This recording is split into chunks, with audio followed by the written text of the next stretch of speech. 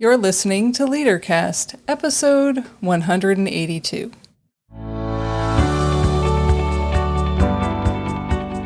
Welcome to LeaderCast, Transforming Missions podcast with Tim Bias and Sarah Thomas, providing you with insights and resources you need to lead a movement of Jesus followers. Today, instead of ending the episode with write it down and talk it out, we're beginning the episode with just one question. Tim, what's that question? What are your ingredients for joy and meaning in your life? So, said differently, when things are going really well in your family, what does it look like? Or what are the specific conditions that are in place when everything feels good in your life? So today we want you to take 10 minutes and write down your response to this question. What are the ingredients for joy and meaning in your life? And then ask the people with whom you live to do the same. You're taking a little inventory here.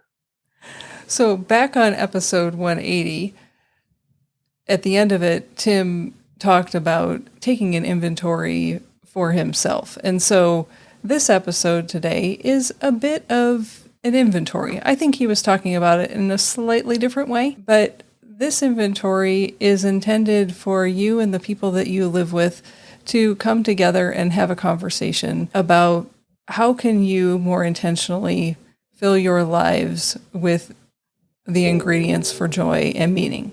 Now, if you're still scratching your head saying, what are Sarah and Tim talking about? Here are a few examples that might get you started on your ingredients list. Getting enough sleep, restful sleep. Yeah, exercise and healthy food might be, not that they have to go together, I just said those together. Exercise, healthy food. Taking some time on weekends just to explore some new places, like city parks or parks in the area that you can take a walk. Worship on Sunday. A time that you might take just for yourself, to be alone, and it may be to reflect. It may be to do nothing else than to take a nap. Time with people that we love. So it might be that time, sitting. It's crazy how this memory just popped into my head as we were doing this. As a kid, in the summertime especially, after dinner, everything would get cleaned up, and then kids would go out front and play, and the adults would sit on the front porch. And what began to happen is one neighbor would come over, and then another neighbor would come over, and then the first neighbor had to leave and go home, but somebody else would come over. It was simply, there was no agenda. It was simply being with people that we loved and cared about. So not just to take the time with people we love, although it'd be wonderful. What I learned in my little inventory is that the greatest joy I have in my life are in relationships, especially with people that I love, that I appreciate, and the time that I get to spend with them. Sometimes we may do something, there may be activities. I get the pleasure out of watching them have pleasure or have joy. And that means a lot more to me than me saying to somebody, why don't we do something I want to do? I really enjoy being with people who are enjoying life. And we may get a chance to talk about some of this some other times, but relationships, and especially those very meaningful relationships that I have in my life, are very important for joy for me. But there's some other things. Yeah, and this is not by any means an exhaustive list. These are just some examples. Unscheduled time. And so, Tim, hearing you reflect on your own inventory, how do those things happen? Those things happen because there's unscheduled time in your life that, you can say yes. I had a text message from a friend yesterday, and I didn't see it because my phone was sitting in my kitchen and I was sitting in my home office. Hey, can you meet for lunch today? Those unscheduled moments that that can bring joy. And had I had my phone near me, I would have said, yes, let's meet for lunch. But by the time I picked it up, it was past lunchtime. So yeah, unscheduled time, that might be one. One that I hear, and I'm not trying to draw people to this direction, but just the idea that there's some sense of control over our resources, whether that be money or other resources. So it's just not tense on how we make or spend our resources. Yeah, there's an ease there. And it's not about the amount.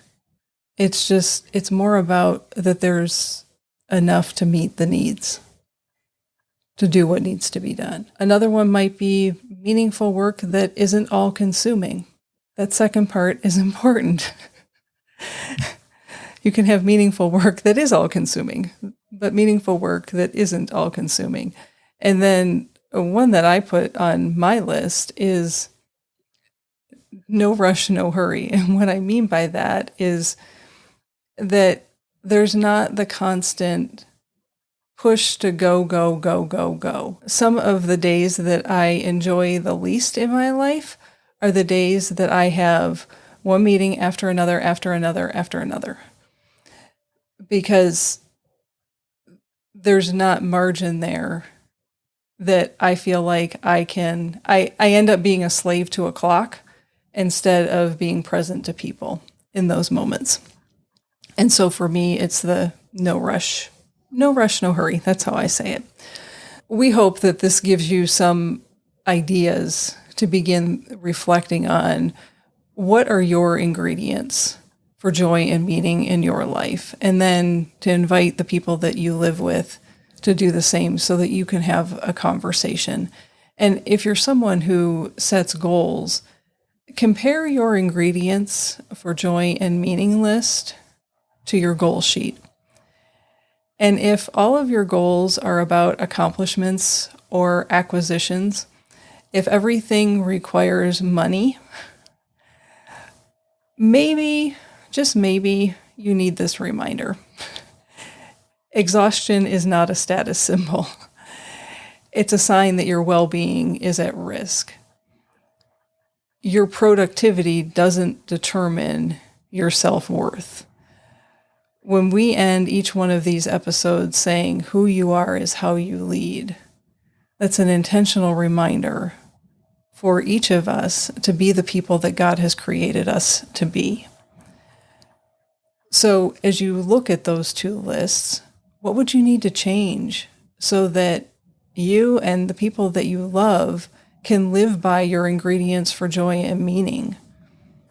Maybe if you have kids, you put some boundaries on the number of co-curriculars that your kids can participate in. They can do one a season. Instead of playing 3 sports, they play 1. Instead of playing a sport and doing dance, they make a choice. Would there be more or less volunteer opportunities? And yes, I'm including those committee meetings and those committees that you're a part of for you and your spouse. Would having dinner together be non-negotiable? I don't know what you need to have a conversation with because I don't have your lists in front of me, but those are some questions that you might want to consider. Sarah, it's been a few podcasts, few episodes since I've said I've been at this for 47 years. I have to make a confession. I was involved in ministry or the work of ministry for a long, long time before I really stopped to think about how my activity affected my family. And my activity was not necessarily like one of my friends who says, I work hard, so I play hard. And when he said he played hard, he golfed and he hunted spring turkey season, fall turkey season, deer season. And I was comparing myself to him. I worked hard, but I didn't play at all. I didn't golf. I didn't hunt. I can tell you that I enjoyed what golfing I did because my mother was a golfer.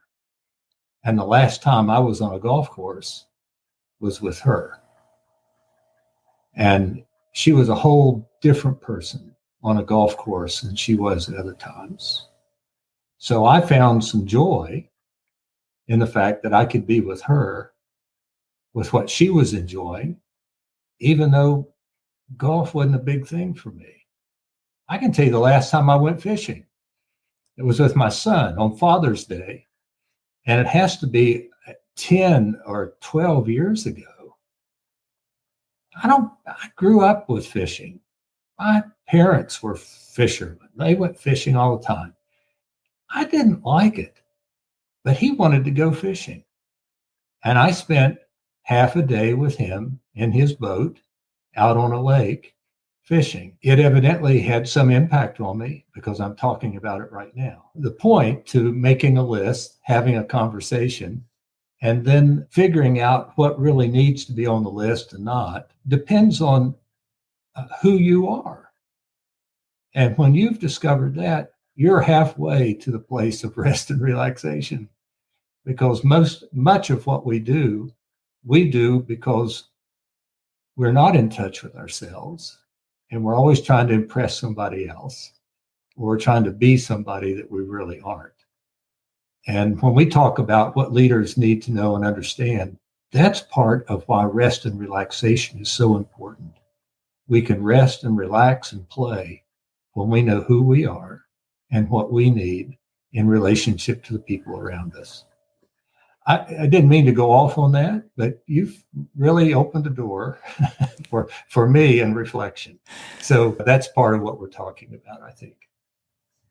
Yeah, and so notice that we didn't say, we need you to come up with Tim's list of ingredients for joy and meaning.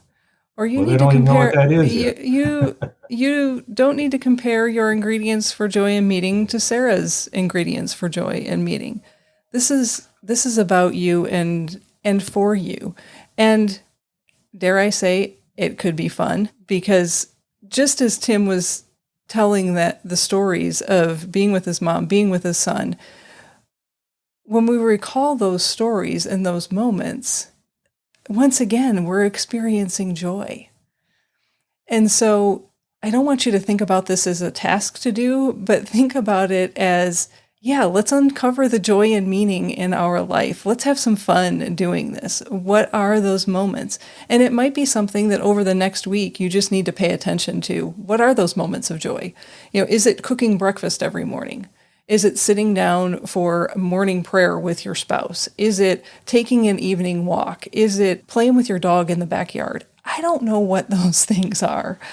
But what I do know is that individuals who need to experience rest and relaxation and play are the ones that resist it the most. Don't hit pause. But there are also people who are lazy and make excuses and aren't reliable. And so I say that to simply say this. What we're talking about these 2 months is not a permission slip for laziness or excuse making. It's an invitation into intentionality and focus on your overall well-being. And goodness gracious, this world is way too serious. There needs to be a little bit more fun. And I hope you experienced that fun in our last episode with Amy Burgess and her talking about her role as Rosie Red. So once again, the question is, what are your ingredients for joy and meaning? What's one step that you'll take to live into what you've named for yourself and talked with your family about? As a reminder, you can find show notes along with this question and the list that Tim and I shared to perhaps get your mind thinking about what's on your ingredients for joy and meaning list on the podcast page at transformingmission.org/182. And remember, who you are is how you lead. Bye for now.